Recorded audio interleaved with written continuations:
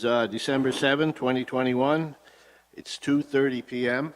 We've changed our time to 2:30, and the reason I'll explain is I've had several meetings. Most of them are at 2:30. This is the only one that was at 2. A couple of times I almost missed the police commission meeting. So it's just to keep me on track. Usually our police commission meetings are held the first Thursday of the month, but because of a few people couldn't make it this month, we decided to have postponed until today. I guess today will be the last police commission meeting for 2021. So we'll begin. Before I approve the agenda, there's two things I'd like to add to it, and that's Remembrance Day and a thank you letter. Is there any other additions? So, could somebody move to accept the agenda? I'll make a motion to approve the agenda. I'll second it. Motion moved by Commissioner Terrace, second by Commissioner Atkinson. You've all heard the motion. All in favor? Aye. Contrary-minded? Motion carried. Approval of the minutes. Is there any errors or omissions? Is there any errors or omissions? All right, no errors or omissions. Can I have a motion to approve the minutes? I move a motion, we accept the previous minutes. I'll second that. Motion moved by Commissioner Atkinson, second by Commissioner Campbell. All heard the motion. All in favor? Aye. Contrary-minded? I kind of skipped over. I'll go back. I'm going to introduce we're live streaming, so I'll introduce everybody on the committee. And I'm going to start at my far right, and that's Mark Thibault. Mark is with the police department. He's our day worker. He's going to take over the minutes. In the back is Inspector Pond. And on the left is Chief Hoback, and Susan Higdon is our CAO. On my right is Brian Atkinson, Commissioner Brian Atkinson. Next to Brian is Commissioner Nancy Terrace. Next to Nancy is Commissioner Dan McGilvery and Mayor. On my left all along is Commissioner Campbell and Councillor. I'm Commissioner Brian Knight, and I'm your Chair and Councillor. Is there any business arising from the minutes? I have a few things. Is there anything you want to bring up? Just a few questions. Directed to the Chief and the Inspector. On the calls, are we still on the rise? We are showing in the, which we'll get to on number 5, the monthly activity reports. We're 257 calls for the month, which is, I think, a new record for us. So it's been the last 6 months, I want to say, we've been over 200, well over 200 calls, and it doesn't seem to be slowing down at all. Okay. The letter to the Department of Justice, was that sent?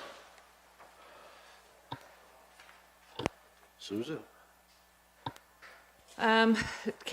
Inspector Pond and I talked about that, along with Chief Hobeck, regarding the letter. And from my understanding from Chief Hobeck is that there needs to be a study done to accompany the letter. Okay. All right, we'll wait for the study. You'll let us know when that's done and when it's sent. Good, thank you. Muffler noise. We're still at a stalemate with that. We haven't made any move on that, have we? No movement on it. Thank you.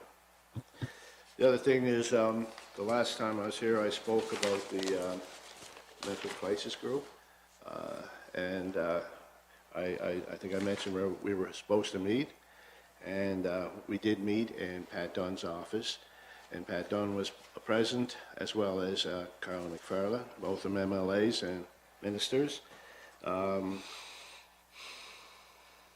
Mayor Don Husher, Mayor Nancy Dix, Mayor Jim Ryan, Warden Robert Parker, and Councillor Megan Bragg was representing Westville, and myself representing Stellarton. It was a good meeting. It was, I would call it viral, but the minister, the new Minister of Health, Brian Comer, was on Zoom or whatever they call it, and as well as his staff. We had a good meeting with them. We explained our situation here, and we presented the demands, and we're going to have a live meeting, I guess, back in January. They're going to look into it and get back to us. We made our case very strong in the fact that we definitely need a mental health crisis here. And the other thing, of course, I spoke was with the police department and the fact that when we have a call and our police officers have to attend, they have to stay with the individual, and that incurs overtime and so forth and so on, and it takes away from our staffing. It was a good meeting, very productive, went well. I'm hoping for the best. We're going to pursue it anyway. The group is working hard to try to make some changes. That's the only, does anybody else have anything else to bring up? Presentation, Charcy Marchand is with the Department of Justice, and I asked Charcy to be here, and she's going to go over, I've had a course, I guess, in it, but most of you haven't had a course and what their duties and responsibilities are with the Justice, as the Police Commissioner. And if there, at the end of it, if there's any questions, I'm sure Charcy will answer them. And if she can't answer them, Tim got back to us when he couldn't answer some, she'll get back to us. So, yeah, I'll leave it with you, Charcy. So we'll just have to figure out exactly how we get the. That's not my strong suit.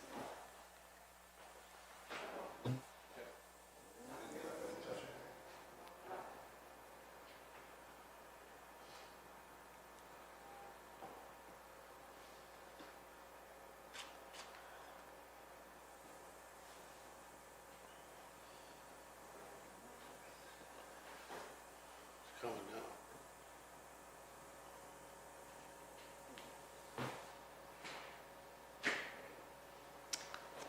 I can just start by introducing myself. I'm sorry I have my back to you. So That's okay. That's all right. please feel free to just interrupt if you have any questions.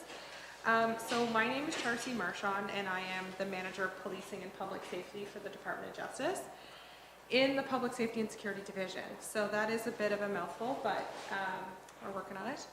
So I do have, of course, the training for the board, but I wanted to also tell you a little bit about the Department of Justice because I think that will help understand a little bit about how we work with you and how we work with Chief Hobeck and his team. So in addition to that, we'll describe the governance under the Police Act and the regulations, and then of course we'll describe the relationship between the board, the chief, the council, and the role of the board generally, but more specifically the role of the board in some public complaints. So first, the overview of the Department of Justice. I just wanted to show you our organization because we kind of fit quite nicely in there right under the Associate Deputy Minister. So of course our ministers are elected official, and our Deputy Minister and our Associate Deputies are our two highest public servants which we do report into. We do have a direct relationship with our Associate Deputy Minister, which has been fantastic in moving some things along. So more specifically in the Public Safety and Security Division, we are dedicated to providing service based on mutual respect in consultation with government and our stakeholders. So of course, the stakeholders in my policing division are police and other external stakeholders. However, we are comprised of several other sections, and you'll see them here. So policing strategies is mine, and cyberscan and safer communities neighborhood is mine as well. However, we do have security program and service dog programs. So if you think security programs, think like Brinks or Garda World, we do regulate that industry as well. And then of course the licenses for the service dogs. The policing strategy section I'll get into a little bit more in the next few slides, but we act as the liaison between the province and the police. Our Safer Communities and Neighborhoods program, and that is a SCAN acronym, and so we also have a cyber scan. And basically those teams help keep our communities and neighborhoods safe by doing surveillance, for example, on suspected drug activity, which we can do the surveillance and pass to police. The cyberscan unit does that online, but for bullying and the sharing and illegal sharing of intimate images. We also do rewards for major unsolved crimes. Police agencies can apply to be on the unsolved crimes list, and we collect tips from the public on those crimes and then liaise with police to share those tips. We We also have the Provincial Firearms Office, which is our both provincial and federal unit. So of course we fall under the federal guidelines, but it's provincially regulated through the licenses that you would have for a firearm. And then we have our additional officer program, which one is an investment to provide additional money for additional officers in police agencies. So like I mentioned, some of our stakeholders are here. The top one being our municipal police partners. We work with them quite a lot in addition with the Royal Canadian Mounted Police. However, we do have a great connection as well to the First Nations and Indigenous communities, because we also provide the First Nations policing program. Some of our others, of course, are other municipal and provincial departments, and then, of course, you folks as the Board of Police Commissioners. And then we have connections to the federal government as well through Public Safety Canada, which we do get some funding and support from them as well. So more relevant to you folks is the policing and public safety section. So we are either called policing public safety or police strategy section, but either way, we kind of bridge that relationship between the province and police agencies across Nova Scotia, and we provide oversight of policing and community well-being in quite a few areas, but some that we've listed here that may be of relevance to you is drug impaired driving, Guns and Gangs Violence Action Fund. We have quite a significant investment there. We have our domestic violence initiatives, which are across the province, which we are currently working at, revamping that system and being a bit more collaborative with our justice partners, but also with our policing partners as well. Then, of course, we have public safety personnel training and development. So someone like Chief Hoback or somebody from his office can call in and say, hey, we're seeing a significant issue in this one very specific area in our municipality. Can you help provide us training that may be available at the provincial or federal level that they may not have access to through the municipalities? Two of our biggest contracts, of course, are with the RCMP and the First Nations Policing Program, and we manage those contracts in-house. We also, like I mentioned, we have a funding agreement with the federal government with Guns and Gangs Action Fund, and they would be things that you folks would have access to, like the Nova Scotia Human Trafficking Unit, which is comprised of 2 RCMP and 2 municipal officers. So those types of things that we do invest in quite regularly. However, we have quite a far reach when it comes to kind of managing that relationship between police and the provincial government. I'm going to pause for questions. Any questions?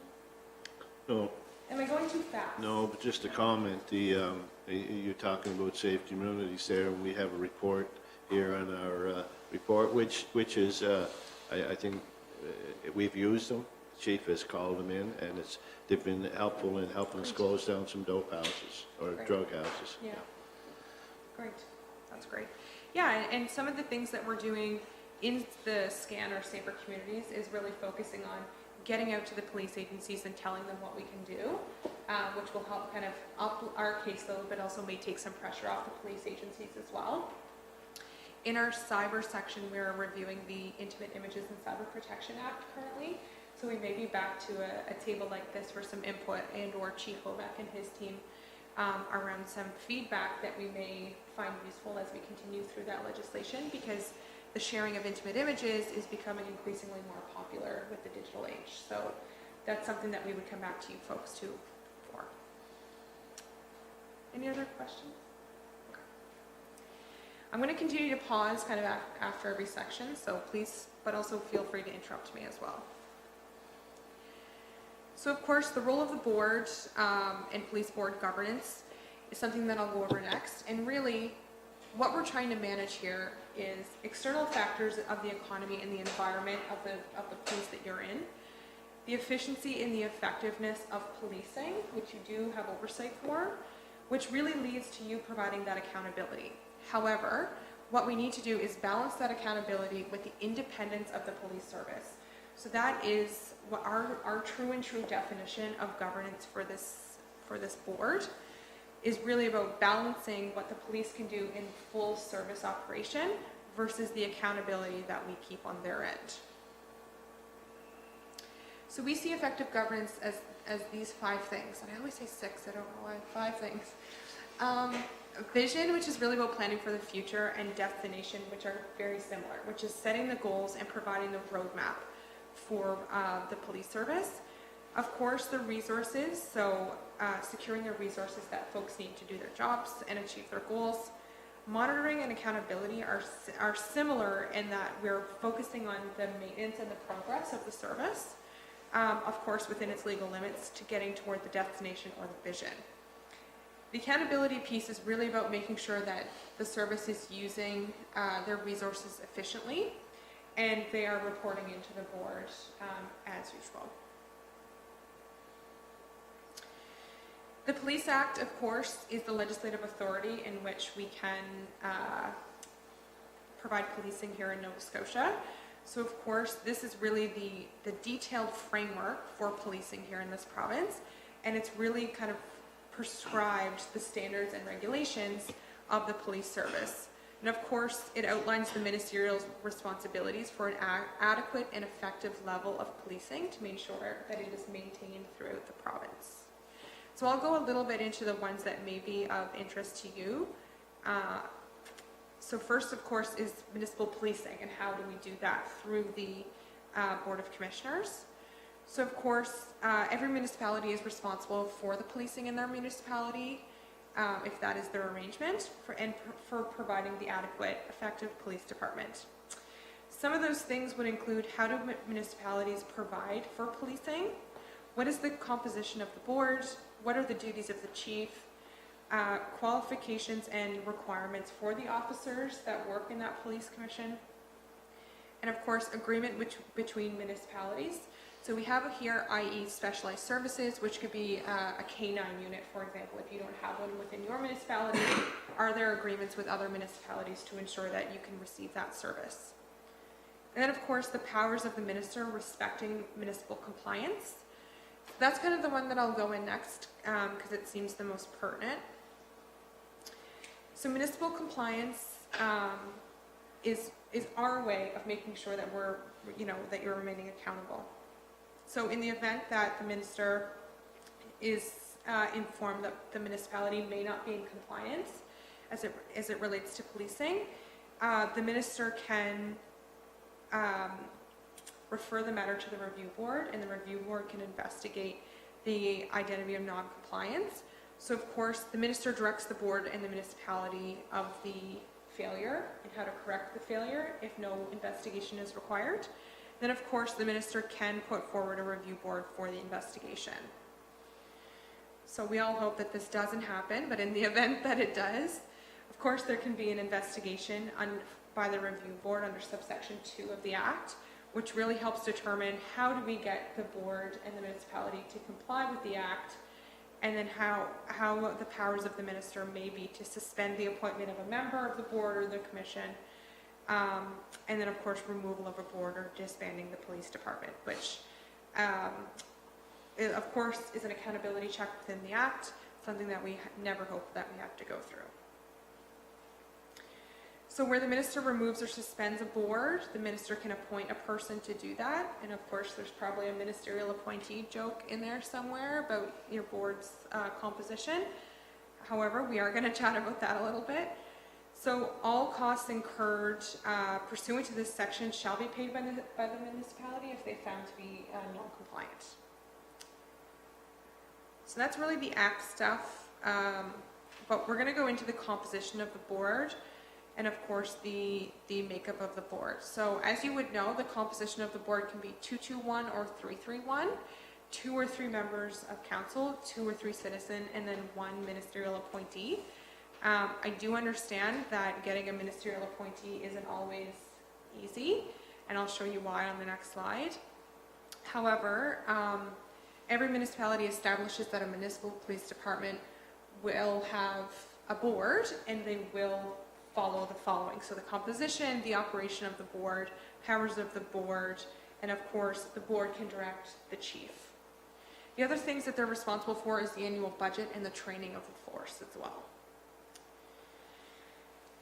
So this is the process of getting a ministerial appointee. we're not going to go through every single block because really this is just a representation of how complicated the system can be. And I know you can't read any of that, and that's okay. I will send you the presentation afterwards as well. We are focused right now at fixing the ministerial appointee issue that a lot of the boards are having. So the current issue being that most boards don't have one. So this is the very long process to get somebody appointed, and we recognize that this isn't always doable and can take upward of 6 months to a year. So what we've been hoping is that boards can give some thought as to what they would like to do if they didn't have a ministerial appointee. Who would you like to replace that with? And really, this is only a conversation at this point because that would mean cracking open the act and making some, significant changes. However, we want to kind of get in our eye line what can change to make it better. Before they changed government, I don't know, Department of Labor, I don't know, the minister was in charge, because we've been without a provincial appointee for a couple of years now, quite long. And we pursued it on several avenues. But I was told that they were looking at just doing away with having the boards appoint a provincial rep, because ultimately that's what happens anyway, isn't it? So it would uncomplicate things if it just came, was appointed through us, and of course it's always sanctioned through the Department of Justice. Is that still on the board, on the table?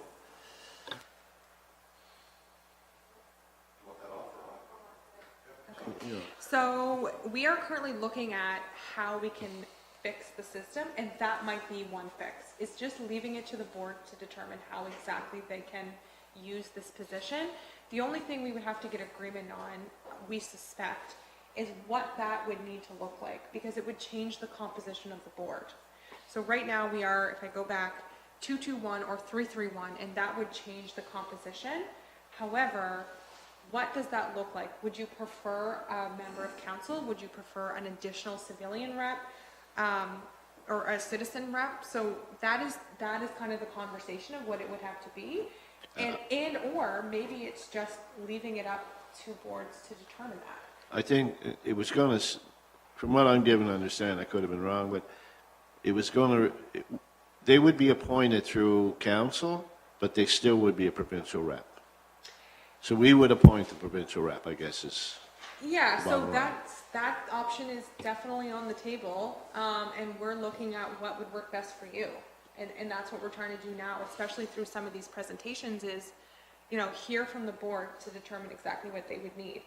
Some other boards that we've been to thus far have said definitely a citizen rep, because that is a bit more aligned with what they're looking for, which is hearing from the community. Some others have said definitely a member of council because they hear from the community already, right, through their council. So we're kind of open. And again, that's wonderful. I'd like to have a citizen rep, but the issue is getting citizens to apply. Definitely. I mean, you almost got to twist arms to get people to put their names in. Mm-hmm. And some members could stay here for life because they're not going to be challenged. Yeah. Yeah.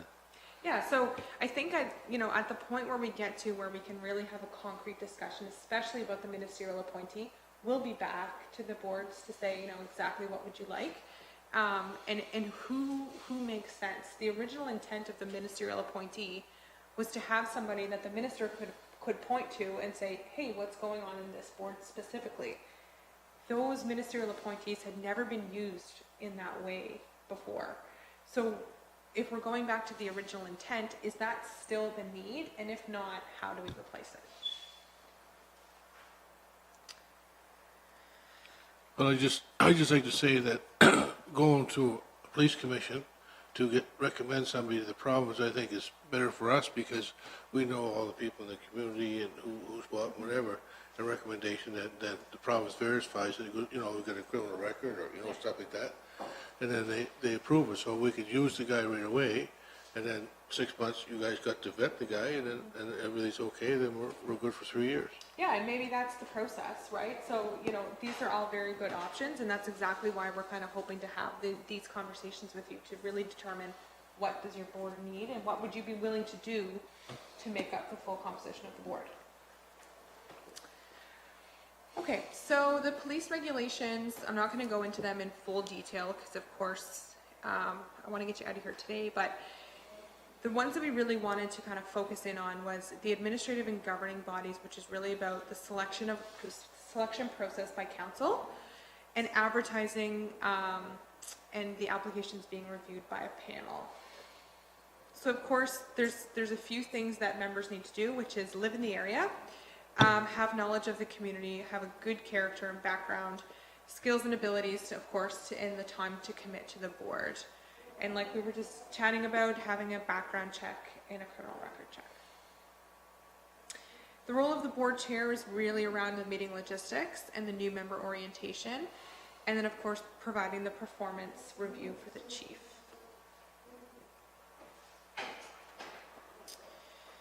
So just a few things about the board. Of course, when you're appointed to the board, you do take an oath of office, and whether that be through your council oath or the oath of the board.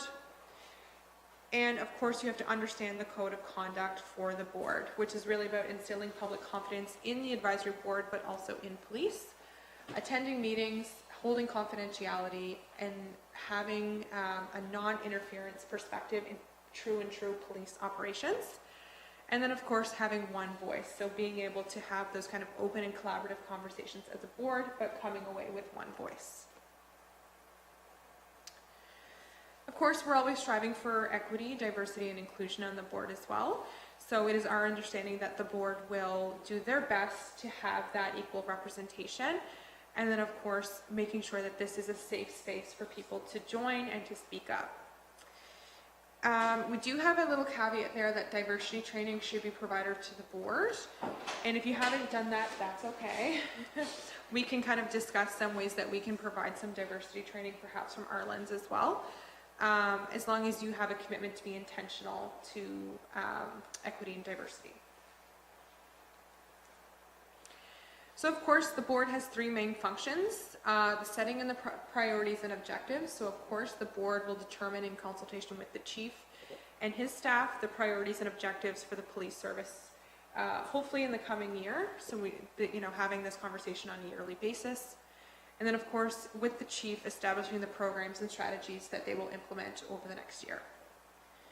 The second is really about policy and planning. So again, working in conjunction with the chief, and recommends the policies and organizational direction for the effective management of the police service itself.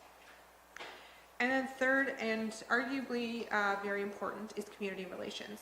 So of course, as your role of a board member, maintaining your connections with the community and maintaining your conduct when representing the board, keeping in mind working relationships, and under the code of conduct, which is always instilling confidence in the board and the police service. Any questions? Am I going too fast? Okay. I tend to talk fast. All right. So your role as a board member more specifically.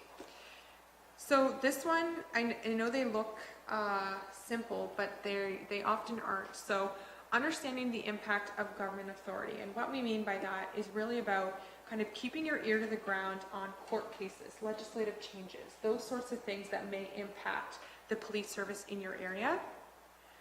Of course, being familiar with the Police Act, so some of the sections and subsections that we went over today, but especially the ones that relate to you would be great. Understanding the operating structure both of the board and the police service and how that kind of feeds into the Department of Justice, which we will go back to. Up-to-date changes affecting police service. So that one is really around the external environment. What are the changes you're seeing in your community and how does that affect police service? Some of the examples we've used in the past is if you're seeing an increase of one drug entering into your community, having your ear to the ground to be able to have those conversations with the chief. Of course, abiding by rules, regulations, and policies set out by council for the board. Participate in meetings and vote. Addressing public concerns or complaints, which we will go into a bit more detail. And then, of course, the financial monitoring of the police service, inclusive of the annual budgeting that you do. So just wanted to draw the clear delineation between council, the police commission, and then of course the chief of police. And this may be a little bit hard to see, but I will go into detail a little bit. So the issues of governance and accountability, of course, can be complex when you're working in this type of accountability relationship or working relationship. But of course, in the simplest form, we just want to ensure that members are accountable, the council is accountable, and then of course the police commission is accountable, which ultimately leads to a safer community. So of course, council up at the top there is responsible for the selection and appointment of the board members, with the exception of the ministerial appointee. And they may establish additional or specific roles for the board, depending on what is needed at the time. They create the bylaws and of course approves of the budget. The police commission here on the right-hand side, if you think about that in relation to policy, they concern themselves with issues of governance, monitoring priorities, and the objectives of the police service. Of course, one of the things that we just talked about, community relations, so acts as the liaison between what's happening in the communities and the police service. Then of course helps to determine certain policies and how we can do something like, for example, community-based policing. Then of course the chief of police, who has ultimate operational responsibility over the service, but this is the section that really manages the true operations of policing service and implements the policy that we just spoke about in the police commission. So of course the chief is the one who actually takes the action, whereas the police commission and the council are the ones who set those policies. But of course, any relationship is not complete without accountability mechanisms. So some of these ones I've already spoken about, so legislative changes in council, making sure that all are accountable. Places like courts and the police review board, having a knowledge of what's happening there is beneficial for the relationship. And of course, one of the ones that we've started here is the strategic and performance plan. So it's really about a performance management tool, and we do that by scanning the local environment, seeing what the crime rates are, having those discussions here at these meetings as well, whether crime rates have been up or down, have they been specific, and are you seeing any trends? Of course, the role of community consultation is not lost, so that could be formal or informal, what you're hearing from folks in your communities through town halls or just through kind of word of mouth with folks knowing that you're on the board. And then of course acknowledging the policing priorities that are set between the board and the chief.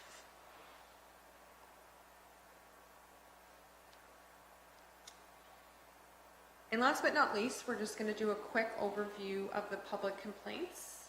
So what you may or may not be aware of, and I actually think Chief Hobeck was the first person I called when I joined the Department of Justice, because we did have somebody call in, but we field good or bad calls from the public that are either raving about their police force and or they're saying they don't feel like police have done something to their standard.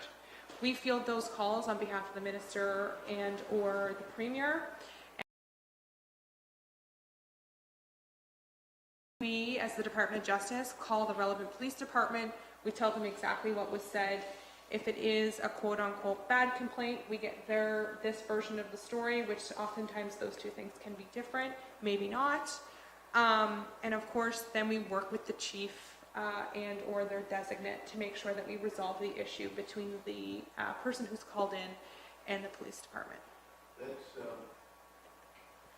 That's kind of a contentious point with me. We've got one or two persons in this community that love to fill out Form 5s, if you look at them. Mm-hmm. And to me, that's fine. I have no issues with that, you know. But it becomes a nuisance and it's overused. You know, there should be a mechanism put in there that says, hey, you know, if these are frivolous charges, there should be charges come against that individual. Because the time that's spent, just one individual in this town, how many hours was it? 40 hours? Was it Chief said? Yeah. 280 hours he put in. That was West was Chief. Mm-hmm. researching the complaint. That ended up being bogus. And it wasn't the first one that went in, you know. It not only does it cost us and cost other, because in effect what happens is our chief is, a 4 and 5 will say is put against him, we bring another chief in and they're not happy. Well, they put a 4 and 5 against the other chief. So now we have, the other departments don't want to get involved. Yeah. So where do you go? So there has to be a mechanism put in there to stop this here waste of, you know, if it's a legitimate, that's fine. But they're abusing the system is what's happening.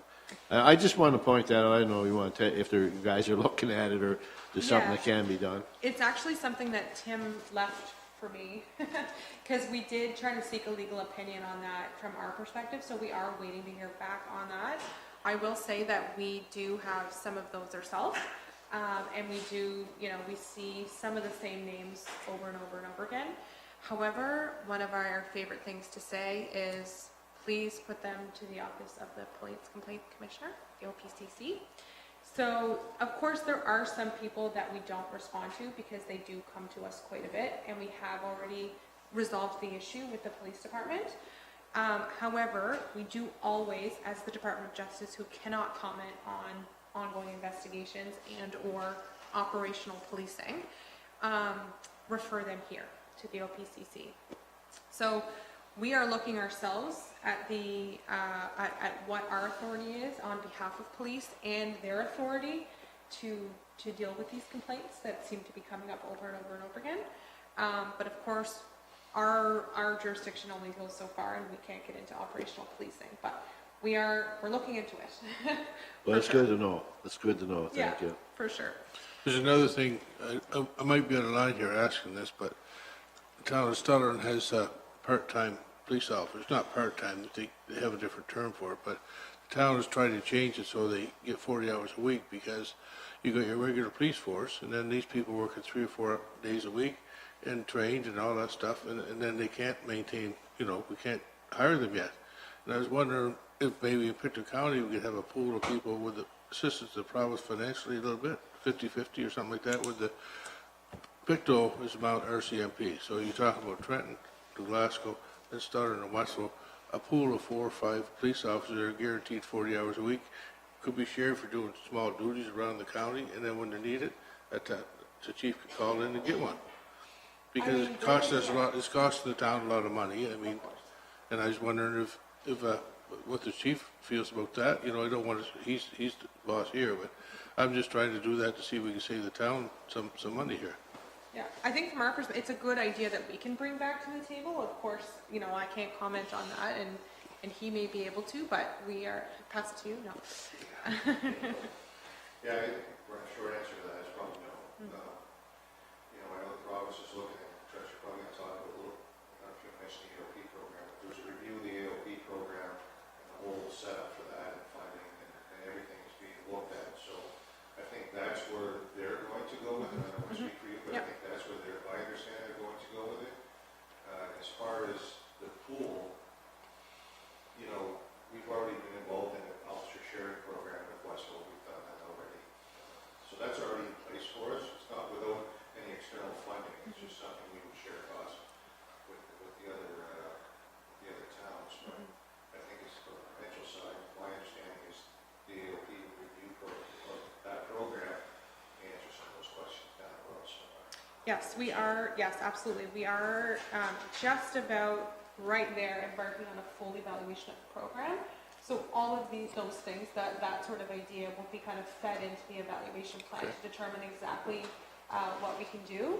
Of course, we aren't going to pull any of the funding, and I think, you know, we've been trying to be pretty clear with that. It's really just about seeing and understanding why the original intent of our additional officer program may not be the way that we're using it right now. Is it better? Is it worse? Or how can we make it better? So we are kind of looking at that. And I know that we do have one individual who will be circling the province, you know, quite soon in the new year to be able to have those conversations. Okay. For sure. Yep. and so for everybody, the additional officer program for us is our one person that's assigned to the street crime unit. In case you weren't sure. Yeah, what I the knew program I knew is. that, yeah. So that's what that is. And Westfield has one, Trenton had one, cetera. So they're part of the street crime unit for now. And that's how it was established back in 2007. I want to say, yeah, so it was established back in 2007, and it really hasn't been reviewed, I don't think at all, honestly, until now, or the last couple of years anyhow. So they're undertaking, it's a big undertaking, just to review the program, see where it goes from there. Who knows what may come out of it. They may reallocate resources to different things within the province, whether it's in trafficking, what have you. So it may affect us down the road, but for now, that's where we're at. As long as we don't lose what we have, because, you know, street crime has been very helpful in working to shut down drug houses with safe communities and that, you know, and they taking care of major crimes, which is very, very helpful. With a small police force like ours, it's, you know, excellent. We're not the only ones. You can ask any small agency around the province, and if we could, we'd all line up at the door of the province and look for some additional funding to help with anything, really, personnel in particular to address our needs. But, you know, the pooling part, yes, we can look at it, with additional funding for it. So I think part of the, you know, evaluation and the consultations I'll have as a result of that will be, of course, conversations with the chief to see exactly, you know, what those officers have been doing, the additions that they've been given to the police department, and what the difference they've made in the community. So all of those things will be taken into consideration through that evaluation. Okay. So just wanted to get a bit more specific around your role in any public complaints that you may get. Just as a reminder, you only get complaints against the chief. I've already broken in on that a couple of days. Okay. Okay, great. So I can just like flick. Yeah, okay. So, We get- okay, perfect. So, you know, as you know, that's kind of where your responsibility lies. Anything else really should go through the OPCC. So, you know, you're expert, so we can just do flick. But of course, the last part is really just about, you know, penalties should there be an issue. So, yeah. So, of course, you can read all about it in section 26, but if you are very familiar with it, you could probably regurgitate it to me. We've even made YouTube.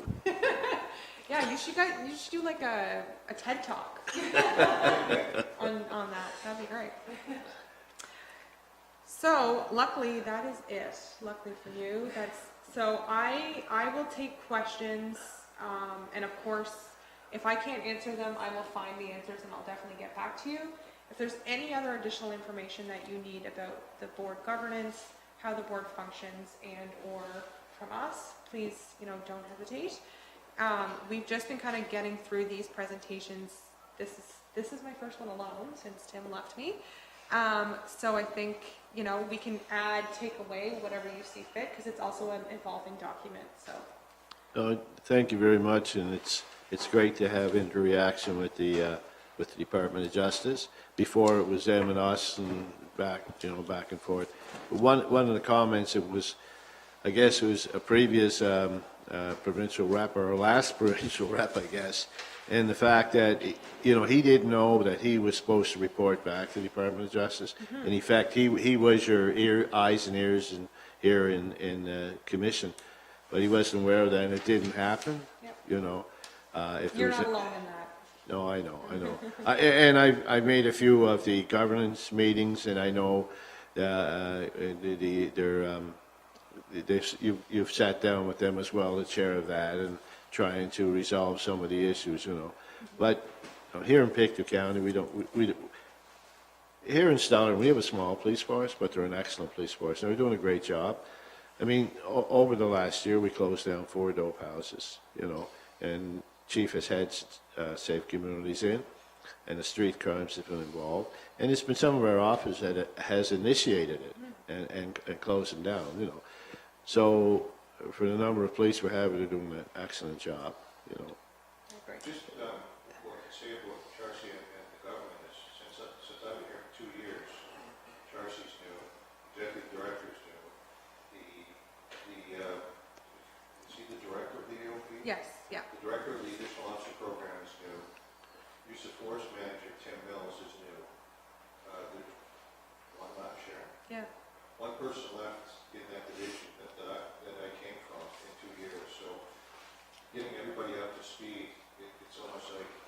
starting over every 6 months. It's tough.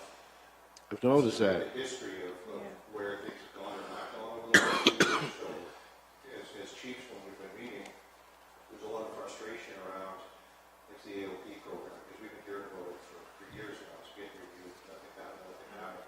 But Reg, it's only been doing it for a very short amount of time, coming in with no background or any knowledge. So you have to table those frustrations a little bit to allow them to get their feet on the ground and get a better understanding of policing and its problems. And from my interactions and meetings with the executive director, Chelsea's, they're on the right track. They've actually hired smart people now since I've left. So it's a really bright future for all of us. That's my pleasure. I appreciate that, thank you. And I understand that, and like I say, it's great to have the interaction with the Department of Justice. It can help us out. Appreciate you coming down, appreciate you taking the time. Anytime. Is there any questions anybody want to ask? I have a question. Would it be possible to have like a 2 or 3 year review of where we're at here with the police? Like you come back in 2 or 3 years' time and I would come back tomorrow. no, but you get all these towns in the province to deal with. I understand that. You know what I mean? But, Might not be here in 3 years' time. well, I will be here. Don't say no, that. just a question. You know, Yeah, for an absolutely. update, like where we are now with the policing and what changes occurred and like that. Absolutely, Yeah. definitely.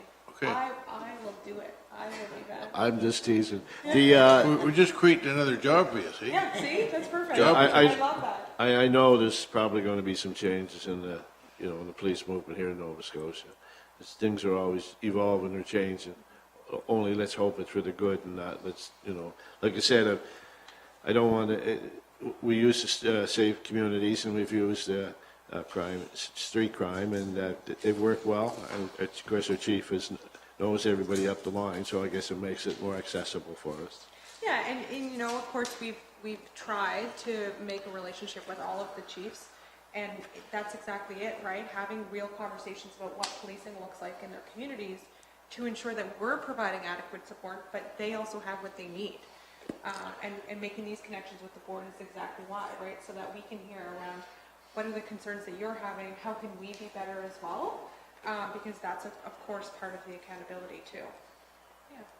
Now, I Thank just you. want to say one word about the chief. 2 years ago, he came here, and the crime shot way up. So I don't know if he brought it. hold on, if let he me go brought, back. if he brought it down from Halifax, or he's finding all the problems. Well, don't forget. See, one of the issues, as I spoke on it earlier, is I'm on the group with the mental crisis, and we've had a lot of suicides here. I mean, we can't hide it. We've lost a lot of youth. Here in Pictou County, and this is not the fault of the people on the front lines. It's the fault of not having enough of the right people in the right facilities. And for one of our officers to go over and have to sit there, and it ties them up for quite a while. And the other thing, of course, is we're trying to do is upgrade our technology. We're getting rid of our Commodore 64 and getting into some new stuff. Yeah, I think, no. I'll Google that when I get out to the car. Yeah.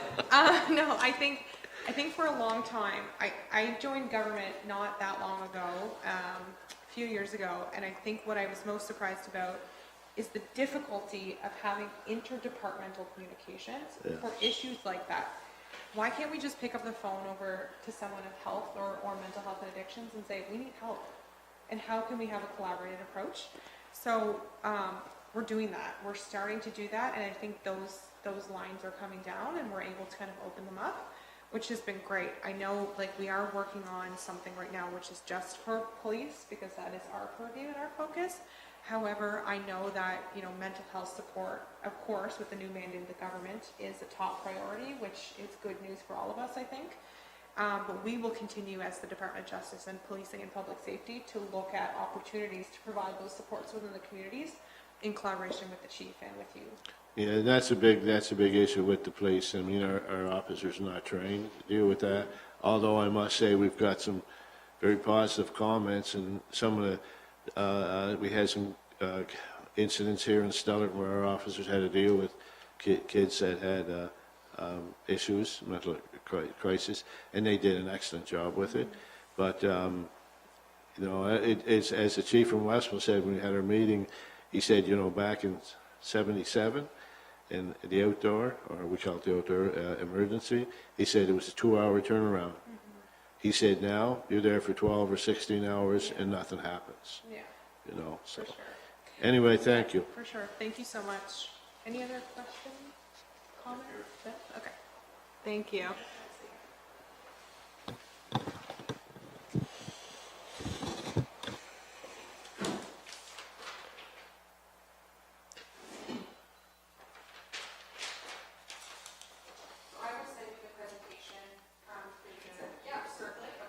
It's a good presentation. Very good. Good presentation. Moving on to 4A. That's okay. Moving on to 4A, Remembrance Day. And I'll leave it with the chief and Inspector Pond, but one of the things that I found when I was down there Remembrance Day is, did a great job, but the vehicles, big trucks and so forth and so on, are coming right down almost to the cenotaph at that corner of Bridge and Ford.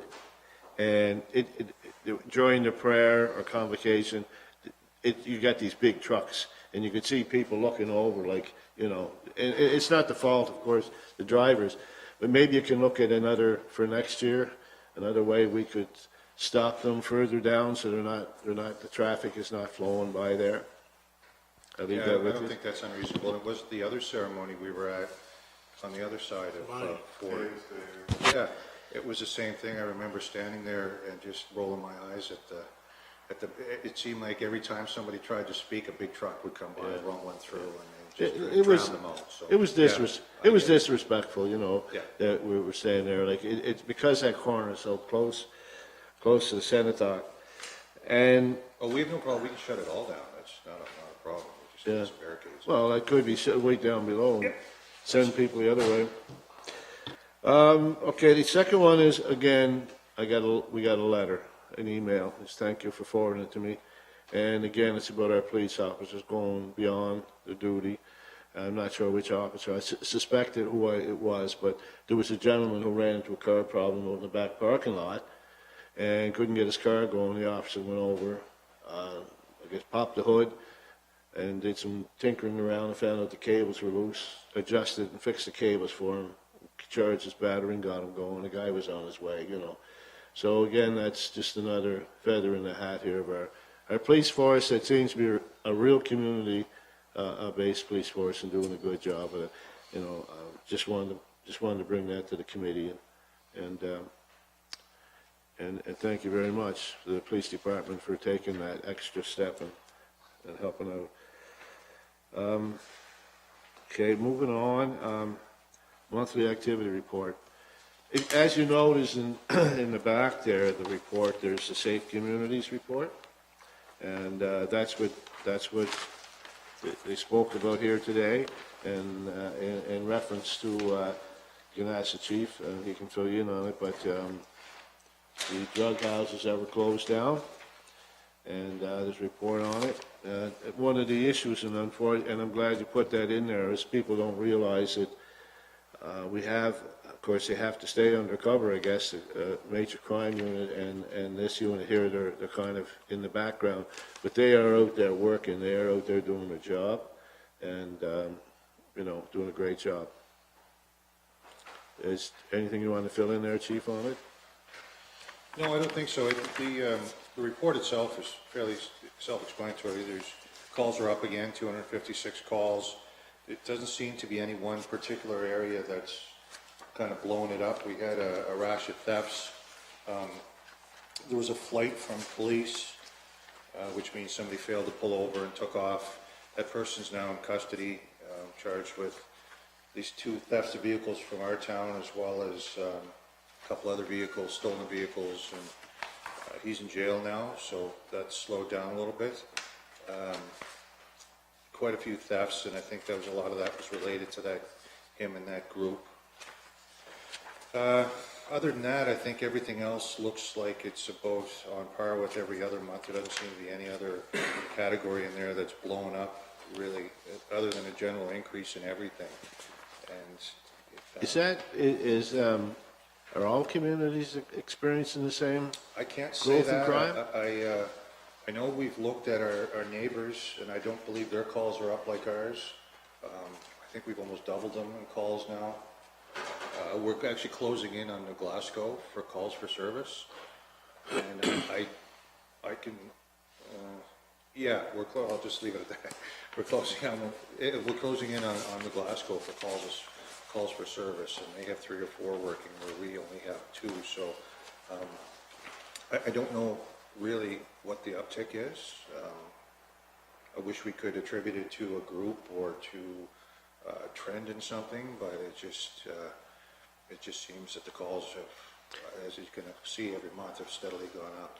The back report is the street crime unit monthly report, and attached to this report, which I vetted out, at the end of it, you can see there's a thing that says file work and success stories. They put in all their investigations with specific names and things like that. I vet that out because it's really not something that we can share, but if there is something directly related to Stellarton, I will make a note of that in those reports and leave it in. So what you're seeing there is with the seizure of drugs and arrests and what have you, what they made, that could be anywhere in Pictou County. So, but it's one of our members is working on it, and as I understand it, he's doing quite well. He's starting to be writing warrants for them now. Constable Rideout? Rideout, yeah. Yes. So his skill set's really. He's been there for a while. 2 years now. Yeah. Good, good. Yep. Of course, is this people coming from out of town, or is it locals? For what, the calls? The thefts and The thefts, they're fairly local. I think one of them, he just got out of jail, and he got home from jail, and within a short amount of time he was out of jail, he had stolen 4 or 6 cars and committed a bunch of thefts. They actually got picked up pulling into a convenience store. They were going in to rob the convenience store when the street crime people happened to see them go in, recognized them, knew they were arrestable in the stolen cars. So if they weren't there that day, the rampage would still be continuing probably. But yeah, that was a local person. okay. 27 thefts under 5,000, that's all in Stellarton? Yes. All that report, this is all Stellarton. Yeah. It's just the very back report, the street crime unit, that could be anywhere in Pictou County, but anything you see in our monthly police service report is here at Stellarton. One other question. What does corrections and conditions mean? You had 6 of them. Second page. Corrections and conditions? Yeah. It means if somebody's on released from custody on a conditional order, either with a curfew or to have to stay away from somebody, and then we're found in violation of it. So that happened 6 times, or 6 charges anyways. And that was the same person who stole the vehicles. Yeah, that would be the same person with the stolen vehicle. So sometimes when you look at statistics, you could think, okay, there's 30 people doing a lot of bad things because of the numbers, but in some cases, this one person that was stealing the car, like 6 of those conditional breaches may be him. There's, let's say, 27 thefts. Well, 20 of them could be him, right? So it doesn't mean that there's a whole lot of people doing all this crime. It could be a small amount of people doing many crimes. It's difficult to tell from just looking at stats. I heard that there was some break-ins up at the Foxbrook and over Poplar Street there. That people just go into people's houses, or were they stealing out of their property, or? That's what they're doing, they're going door to door, they're checking on doors. So if your vehicle's unlocked, they're going in, they're taking your wallet, your cards, Yeah. your money, anything they can grab that's quick and easy. Going to the next door, if that's locked, they go to the next house, to the next house. Is it younger people, like 18 It's and under? everyone, it ranges in ages from, I'm gonna say 13 to 50. And that's what it's steady. It might be something we should explore, maybe getting something out on social media, just reminding citizens to lock their Especially doors. this time of year with Christmas gifts in the cars Yeah. and everything else. So we'll probably talk to Paige about putting something on our Facebook about reminding people to keep their property secure. On this report, if you see break and enter, there's only one. A break and enter is into a dwelling, a home. Yeah. The thefts and if people will talk about breaks into their cars, it's not classified as a break and enter, that would be classified as a theft. Break and enter has to be into a dwelling house. And a lot of them on there too. See, we've been working with our CP in Glasgow for a lot of them too, because if they went and install your credit card or your debit card, and went to the Urban or the Esso You used the card. or Walmart and hit the tap and go, well, that fraud technically happened in their area. Yeah. So with every one of those thefts, there's probably 2 to 3 frauds on top of that. Okay. A lot of them may have happened in other areas, and it's, Yeah. I know it's very consistent with the Glasgow that thefts are gone up. Yes. I don't think Westville's super high. RCMP are up, but there are a lot of breaks out in the county in the like barns and residents as well. But yeah, and when you get someone in the store, everyone's wearing a mask and a hat, so. I think a lot of this too, probably because that service stopped and people are getting desperate for money and doing that stuff. Is there any more questions? Okay, can I have somebody make a motion to accept the report? I'll make a motion to accept the report as is. Now seconded as is.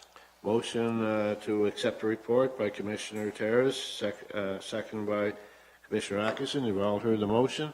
All in favor? Contrary minded, motion carried. Thank you, Chief. Stellarton Police Service Strategic Plan Update. Who wants to speak on that? What I can let you know is that with regards to A and C, things are in motion and moving along. A and C. Yeah, the modern facility and the upgrade of So technology. you're getting rid of Commodore? Yes. Okay. Yeah, moving to an Atari. The So- volunteer program, that's going well, I hear. Yep, the youth program has started up again.